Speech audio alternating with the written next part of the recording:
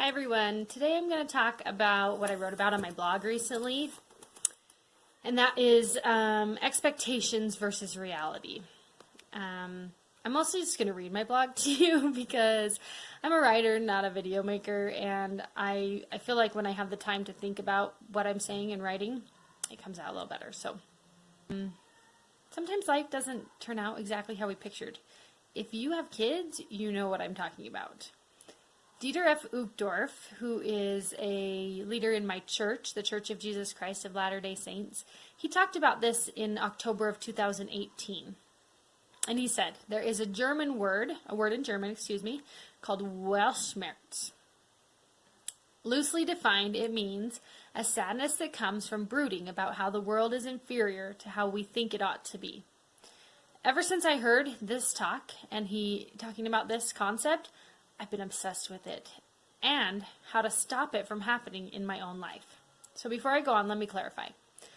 I'm all for holding high expectations for yourself, your kids, your family, and your life. I believe that when we expect a lot, we get a lot. And we can rise to the occasion. So when I'm talking about expectations right now, I'm referring more to like what we pictured things might be like, not what we hope to aspire to become.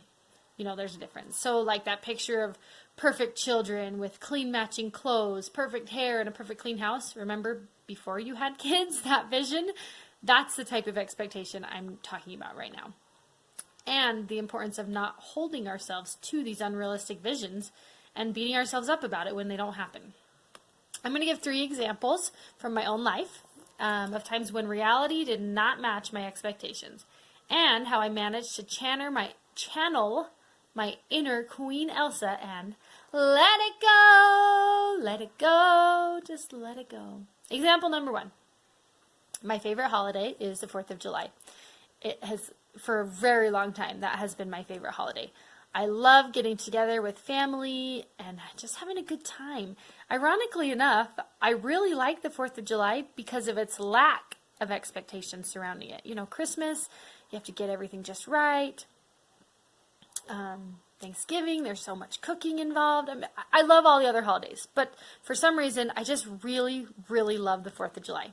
So this year on the 4th of July, we were flying from Salt Lake City, Utah to Orlando, Florida on the 4th of July. So it's not exactly the ideal way to celebrate and like really enjoy your favorite holiday, but I didn't think it would be too bad, right? We'd still get there by early evening. We could go swimming, have a little party, or we could decide we wanted to run over to SeaWorld and catch the fireworks. Well, what I didn't count on was how worn out we would be from traveling all day, and how grumpy I would be from flying.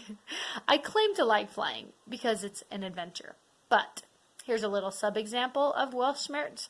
I get sick on airplanes and anxious at airports, like going through security, making sure you have all the right things, especially with lots of kids. It's not exactly a walk in the park for me. So needless to say, this year, our Independence Day celebration did not quite match up to what I usually picture. But we were headed to Florida. I had to figure out a way to get over it because it didn't matter, right?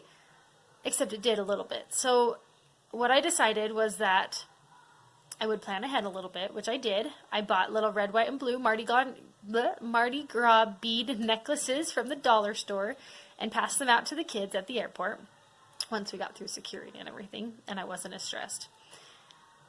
And to be honest, by the end of the day, I was just too overwhelmed from the day of travel to even worry about the fact that the day wasn't perfect for me.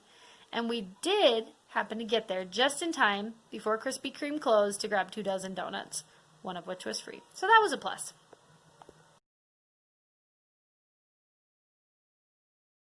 Okay, second example, weight loss. Many people deal with weight loss, ups and downs, right?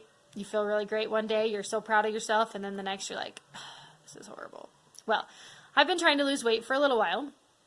And so along with adjusting my calorie intake and increasing my exercise, I've also been watching my thyroid levels. I have hypothyroidism. And I've been trying to pay attention to how I feel on the different levels of medicine. So I think I finally figured it out. My dose was too high for a while. Anyway, long story short, since May 1st, I have lost 9 pounds. Probably towards the beginning of June, I decided to set a goal that by July 4th, our travel date, I was going to lose 11 pounds, which would make me have lost a total of 11 pounds, sorry, which would put me at a nice round number that I was really excited about. Well, you guessed it. July 3rd came around and I still had 2 pounds to go. I got those 9 pounds down, but I still had 2 more that I could not lose. It had been actually weeks since I'd been able to lose any, and I was very frustrated. Excuse me, I'd been doing so well tracking my food, trying to exercise, and I hit a wall. But I was going on vacation, and there's no way that I'm going to let those extra 2 pounds ruin it, because it didn't matter. Let me tell you what, losing 9 pounds right before a swimsuit vacation is the best idea ever. Those extra 2 pounds didn't matter a bit. I felt so good. My clothes fit well, I felt skinny, I felt pretty, and I was in really great shape for walking around the theme parks. 21,000 steps at SeaWorld that day. Anyway, you better believe I did not let that goal get in the way of having a great time and eating yummy food while on vacation. I had created good habits over the last 2 months, so I didn't go overboard, but I did enjoy eating dessert, snacking while we played games, and eating really yummy meals. And I knew I'd probably gain some of it back. So when I got home, I made sure to drink lots of water the first couple of days to make up for the water weight gain from flying. And would you believe it? 3 days after getting back, I broke my barrier that I could not break before vacation. So there you go. Whoa, there you go.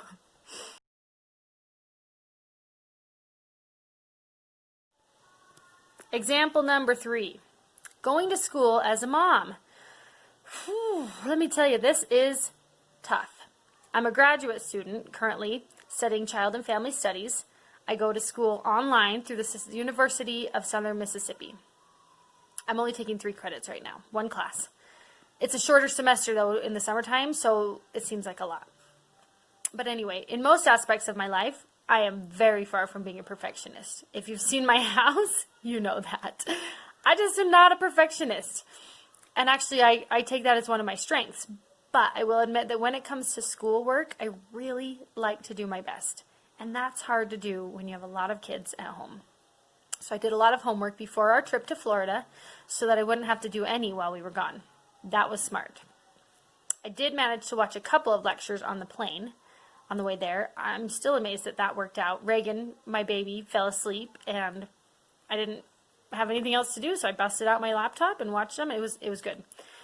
But I had my 2 biggest assignments of the whole semester due shortly after we got back that I did not have time to do before the trip. So the first one was worth the most points, and it was due this last week. The next one, worth less points, which I feel like it's a more involved assignment. It's a presentation that I have to give. It's due next week.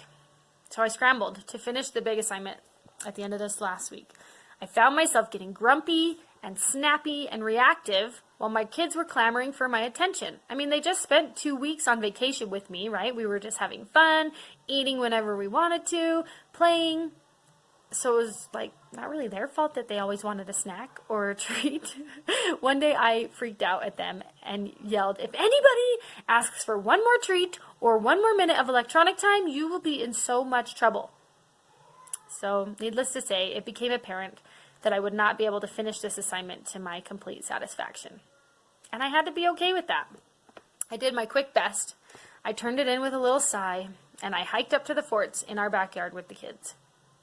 I already got my grade back. I got a 90%. And suffered through the feedback on the things I know I could have done better if I had a little more time to focus. But you know what? I'm happy with 90%. And I'm convinced that no matter how good of grades I get in graduate school, nothing will be more important than my actual experience of being a present parent. Let's just pray that my kids get to go to school this fall when I start taking 6 credits instead of 3. So my point is this. Sometimes, many times, life doesn't turn out exactly how we hope. The house is way messier more often than, the house is messy. Let's just say that.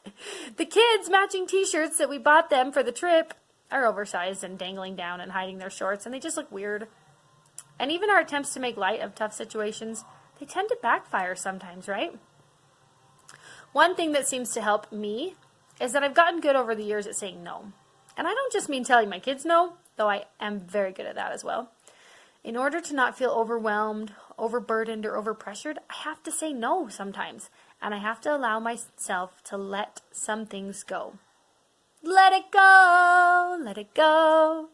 Anyway, one example of that is recently this week there was a funeral in our ward at church here. And I love helping out and signing up for things at funerals. At my grandma's funeral, they talked about that, how she was always the first one to volunteer to help. And I told myself, I'm going to do that. I'm going to be the first one every time. This time, I had to say no. I couldn't sign up because I had to finish this assignment, because I had so much to do. I had to just say no. Just let it go. Anyway, I've given you 3 examples from my life of times when Weltschmerz tried to creep in. Times when I could have easily felt defeated, frustrated, or saddened because things didn't turn out the way I had hoped or envisioned. But in these cases, I managed to let it go, get over it, move on, and enjoy life. I'm not always that good at it, though. There are times when I find myself suddenly overwhelmed with the feeling of, how did I get to this point? Or, this is not how it's supposed to be. And even, what happened? I wish it was different. I wish I could go back. All these thoughts. And at those times, I let myself sulk. I usually have a good cry. And then I pick myself back up. I really like what Elder Uchtdorf said. Yes, life can be hard at times. Certainly, we all have our times of despair and discouragement. He continued, I testify and leave you my blessings that as we believe in God, as we love Him, and love His children with all our hearts, and as we strive to do as God has instructed us, we will find healing and peace, happiness, and meaning. Friends, Weltschmerz is a real thing, just like Mittelschmerz is a real thing. Ovulation pain. If you don't know, if you know, you know. Life doesn't always go the way we have planned, the way we pictured, the way we dreamed it would be. It's different. There's hard things, especially right now. There's hard things happening. But if we trust in Jesus Christ, if we pray for strength, and if we just pick ourselves back up and realize that life goes on, it will. It will go on. And the things we learn as we face these situations, they'll stay with us. They'll affect us. And they'll help us become who we're supposed to become. Friends, be nice to yourself. Give yourself credit. Say no if you have to. Say yes if you want to. And just know that I'm rooting for you, and we have a Heavenly Father who is really, really rooting for you. He's there to help.